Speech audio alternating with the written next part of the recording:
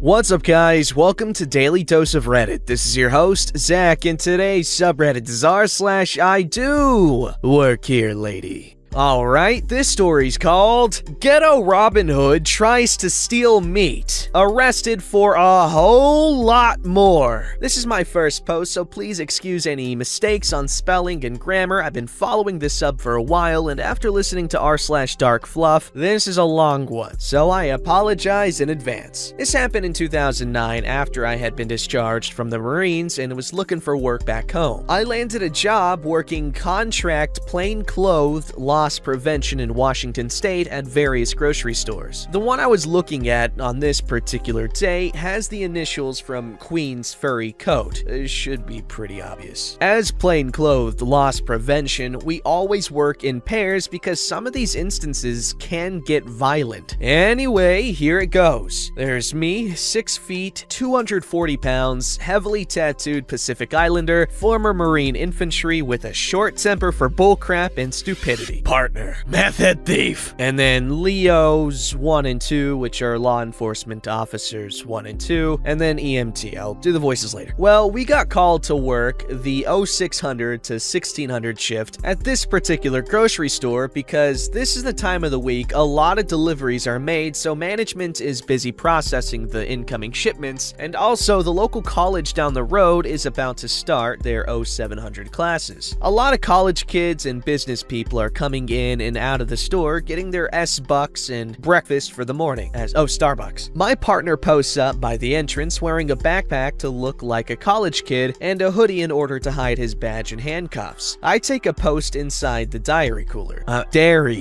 Yes, we hide in there because it gives us a commanding view of all the high theft aisles without being seen. This day I am on the phone with my partner who's notifying me of anyone that looks suspicious when a vendor walks in with 2 carts from the store. He asks me, "Hey OP, doesn't the vendor in the khaki pants and the maroon polo look familiar?" I respond that yes, he does, and to give me a second while I look through our little flipbook of ORC, or Organized Retail Crime Suspects. I look at him and the pic and see the same tattoo on his neck as in the picture. I inform my partner of this and tell him we'll keep an eye on him and stop him as soon as he clears the entrance with the merchandise. State law states an item isn't considered stolen until they bypass all points of sale and break the plane of entrance, making no attempt to purchase said item. Now, this guy isn't big, nor is he small, so the pants that he was wearing seemed way too big for him, and he was also walking with an exaggerated limp. This is important. Well, he pulls out a folder and heads immediately for the deli department where they just received a shipment of meat. Steaks, prime ribs, pork chops, chicken, lamb, etc. He hands the deli counter attendant, who just got there and was just another part-time college kid paying for his way through school, a letter, which we found out later was a fake notice with the vendor's name on the letterhead that this shipment of meat was tainted, and he was there to take possession and return it to them, and that a refunded bill of sale would be provided once he has it loaded up. The kid wasn't too sure about this, so he went to go find the manager. That's when things went south quick, fast, and in a hurry. As soon as the kid was gone, this guy pulls out a pair of bolt cutters from his pants and cuts the lock on the meat cooler and begins to load up the carts with as much meat as he can. These baskets were overflowing. When he heads back towards the entrance, he sees my partner looking at him. This is exactly what they say to each other. "Are you store security?" "No." "If you are, you have to tell me." Why do they always assume that we have to tell them? "No, man, I'm just waiting on my buddy to get here so we can go to class." Skeptical, but finally accepting the response. "Okay, well, do you want to make $100 helping me load this into my car?" "For real? Sure, why not?" Keep in mind that my partner has been on the phone with me this whole time, so I heard the whole exchange. I make my way out of the dairy cooler and run outside to back up my partner when we confront this guy. Meth Head has the back of his station wagon open, about to load everything in, when I come around and put my badge in his face. "Store security, you'll have to come with us. Freaking lying buttholes! I'll freaking kill you! Reaches in and grabs a long screwdriver. He swings a haymaker with the screwdriver, trying to stab my partner in the head. Fortunately, my partner sees it coming and tucks and rolls out of the way. He swings, backhanded this time, towards my chest, where I promptly put those hand-to-hand combat skills to use. I grabbed his forearm with one hand, triceps with the other, and brought his elbow down as I brought my right knee up and broke his arm, at which point he dropped the screwdriver and began to scream in pain while grasping his arm and rolling on the ground. Damn. Cops were called by management, and when they got there, asked what was going on while guns were drawn because all they saw was two guys standing over someone in a lot of pain on the ground. What the hell happened here? That butthole tried to stab me in the head with the screwdriver. Recognizing Meth Head, Leo too says, I've arrested you before. Looks like you're not getting out this time, Meth Head. This might be grand larceny, and at the very least, attempted murder. Turns out he had a warrant out for his arrest for cooking and selling meth as well. We'll get paramedics out here to stabilize Meth Head before we process him. 10 minutes later, Meth Head has passed out from the pain. Who did this? I did, sir. Well, you definitely knew right where to do it. I doubted this guy will ever gain full functionality of this arm again. After going to court several times, found out he's spending 25 to life in prison because apparently some people had succumbed to meth overdose because of what this guy cooked. Oh my god. And that the attempted murder charge was just icing on the cake. And before anyone asks, the reason why the meat theft could be grand larceny is because the meat hadn't been cut up for sale yet and was in full slabs, making it more expensive by the pound, which is how the store priced items for the prosecution. The total came out to just north of $7,000. Apparently, he was gonna sell some of it along with his meth. That's a seasoning I would want to try. For those that read it, thanks for reading through. Now, I'm not the one to advocate for physical force on like a non-violent crime, but this guy, oh man, he deserved it, especially with it was a violent crime once he started swinging the goddamn screwdriver around. Those things are lethal, man. I've seen plenty of zombie media, okay, where screwdrivers are a very viable weapon, all right? And I've used a screwdriver on myself by accident while trying to, I think I've told this story before, but it was a dog food thing. I'm not gonna tell you the whole, it's simple. So, old maintenance guy, he was telling me how to open a can of dog food very easily. So you open it, and then, you know, when you shake it out, it doesn't come out very easily or clean at all. So he tells me, just stab the bottom of the can with a screwdriver, and that allows, you know, the suction to like release or whatever, and then the stuff falls out. And so I'm like, okay, and I'm 8 years old, and I was alone one day. I had the can of dog food. I was trying to feed my dogs, Tank and Tummy, and I brought the screwdriver high up, and bam! Right in the space between my thumb and my index finger on my left hand.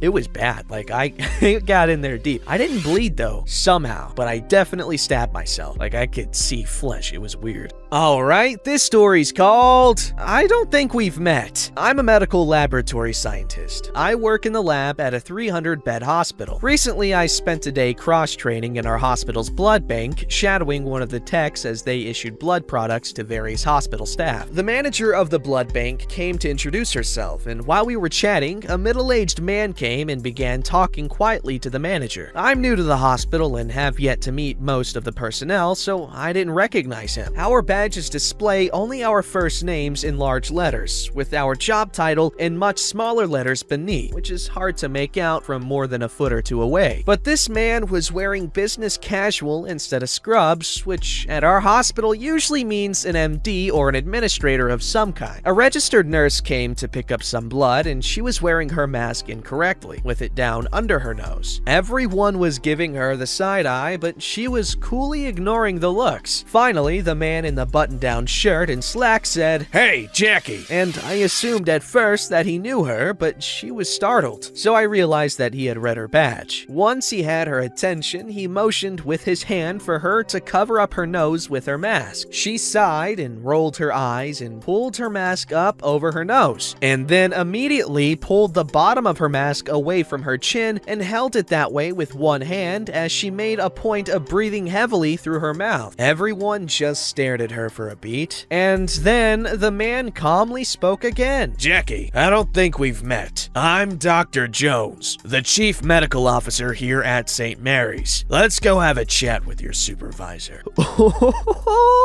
Yikes. Okay, I can understand the whole not wanting to wear a mask all day, every day thing. Like, I don't go out super often, but when I do, it is a bit of a nuisance to wear a mask. Maybe you get used to it, I don't know. But especially if you're a freaking, if you're medical personnel, you gotta take that crap seriously, man. If you're not going to, how do you expect anyone else to? Especially in a freaking hospital, okay? Everyone there is putting themselves at risk, okay? That is without a doubt the truth, all right? These medical personnel are our first line of defense other than our own immune systems when it comes to fighting off the virus, both at a large scale and, individual cases. Like that whole thing with Tom Cruise blowing up on a couple of workers on the set of the new Mission Impossible movie, and he was going off on them. But a lot of what he says comes from, he's right, more or less. Obviously, no one in power should be yelling at anyone below them like that at all, because that was just, that's mean, it's terrifying, it just makes you uncomfortable, especially Tom Cruise, even though he is short. But in his case, the stakes are so high. Like, so many people were using that freaking movie as an example of how to do things and how to safely make these movies so that people at home can watch and maybe distract themselves from the miserable existence that they're currently living. And so many workers there, employees, are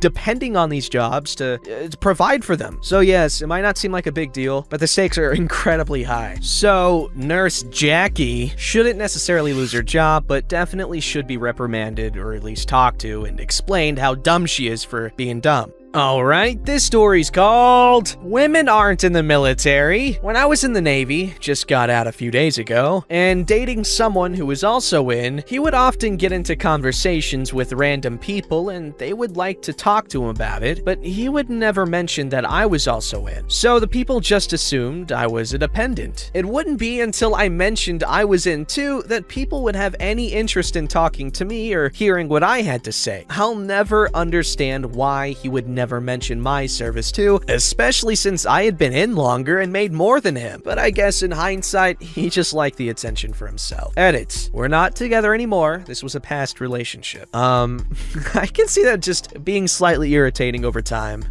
or maybe incredibly over time. But it must have been satisfying when they actually did realize that you too were in the Navy. Alright, this story's called Security at the store I worked at didn't realize I worked there. So years back, I was working at a liquor store. A friend of mine came in, so I stood by the half bottles talking to him. The store's rent-a-cop security guard comes over and asks for ID. My friend goes to pull out his wallet. Security guard goes, "No, not you, her." So I look around and realize he's talking to me. Dude, I work here. See the name tag? He just sheepishly walked away, and my friend and I were dumbfounded and laughed it off. Keep in mind, I had been working for 4 hours that day in a small store with that security guard there the whole time. I bet you he was embarrassed. What a dummy head. Alright, this story's called You're Not in Elementary School? When I was 20, I got a job working in the cafeteria of a school that has grades pre-K through 5. I'm short, but I'm still taller than any 5th grader I've yet to meet. One day, the dairy vendor rep, he was maybe 30, 35 years old, comes in to get our weekly order. I worked there maybe a year at that point, and he was the rep for us the whole time. That day, the cafeteria manager was out sick, so I had the order for him. Oh, hey, let me get the list. Can I speak to a teacher or something? About what? Do you want to enroll your kids? No, I mean an adult. Who's in charge while she's gone? That's when I realize he thinks I'm a student. He thought thought I was volunteering in the cafeteria the whole time to get extra credit. Edit! I told him I was in charge for the day, was graduating college the next year, and never attended that elementary school. He avoided me after that day. What? That is... Why do people get so awkward about things? It's just like, it's a funny situation. Like, I thought you were a 5th grader the whole year I've been here. Like, would that not be hilarious if the person doesn't get offended? But I'm assuming OP didn't get offended. It's just ridiculous. Like, the smallest thing can make someone, like, not see you for the rest of your/their lives. Like, it's crazy. Alright, this story's called Lady, I'm the Teacher. Please stop yelling at my student. While I was 21 and studying for my languages and teaching degree, one of my teachers had a languages school and offered me a job to teach English and French since I'm fluent in both. Oh, that's badass. I would teach 4 times a week and worked with the 4 group ages: children, teens, young adults, and adults. On Wednesdays, I started my afternoon with children and ended it with adults. Most adults were plus 40 professionals who went to class after work, and some of them wore very formal clothes because of that. One of the kids from the children's intermediate class loved learning English and was a fast learner, so we recommended her to attend an extra children's conversational club class on Monday, higher level, while still attending her normal lessons on Wednesdays. She was very excited about it, and her dad, divorced parents, was fine with it. I don't know what the kid's mom understood, but she thought we were somehow setting her back, and the woman decided she couldn't wait and needed to argue with us that same day. Adult lessons started at 7 p.m. and it was around 6:55, so some of the adults were chilling and talking about their week before class when the lady arrived. She looked around the classroom and directly went to Paul, a very shy, suit-wearing bank manager. How dare you pull my kid out of her class and put her in a level for beginners? Miss, please. Be quiet, I'm talking with the teacher! Some of the other students were laughing. Stop laughing, you losers! My kid is 9 and knows more English than all of you! That is enough. Please get out of the classroom. Don't tell me what to do! I'm not telling you this again. Please leave the classroom and stop yelling at my students. Crazy mom is pointing at Paul crazily. Look, miss, we can talk in my office, but you need to leave this room now. One of the students who owned a restaurant made a joke about dealing with annoying people like her on the daily, and the crazy mom got even angrier, but I managed to get her out of the room. I explained again that I was the teacher, but she refused to talk to me because you are so young, and yelled a popular yet ridiculous saying about young people. That really pissed me off, and I wasn't very kind when I told her, look, miss, I'm their teacher, and I'm your kid's teacher. So if you please stop acting like a child and tell me what your problem is, I might help you. Somehow that snapped her out of her tantrum, and she left slowly and loudly stomping downstairs. It literally took her like 5 minutes to get down 16 steps. I went back to the classroom and apologized to the students, and we had a pretty nice conversation about how culturally here is quite common for middle-aged or old people to look down on younger professionals. Some of them even accepted that in the past they acted like the lady in a situation, but would never do it again. And others say they would give extra support to their younger colleagues. And that's the kind of spirit we need everywhere. Young people getting supported by old people being thrown away. I'm kidding. Anyway, OP, freaking look at you, man. Stop having your own class and all that jazz. Teaching foreign languages. That's hot. Alright, this story's called You Can't Be Behind the Bar. Context: I'm the night cook at a local bar and grill 5 to 6 nights a week. If servers are busy, we'll take orders to the bar, and I get pop from the drink station in there because we only have Coke in the bar. Last night was busy due to darts, and I hate to bother the bartender if they're busy, so I'll just help myself. Yes, they're all fine with this. After shutting down the kitchen and taking out my garbage, I was thirsty, so I walked behind the bar. The bartender is busy busy mixing drinks, so I said I was gonna grab a glass and get some pop. She had no problem with this. However, this drunk guy sitting at the bar decided that it was his job to tell me what to do. He says, "Excuse me, ma'am, you can't be back there." At the same time, the bartender and I both say that I work there. 2 more times he repeats himself. "You need to leave. You can't be back there." I kept telling him that I work there. I'm the cook. He finally gave up when, I think it was his girlfriend, smacked him in the arm and told him to leave me alone. Some people just can't mind their own business. Drunk people are so funny when they're not violent. Don't forget to like, subscribe, and hit that bell to never miss an episode.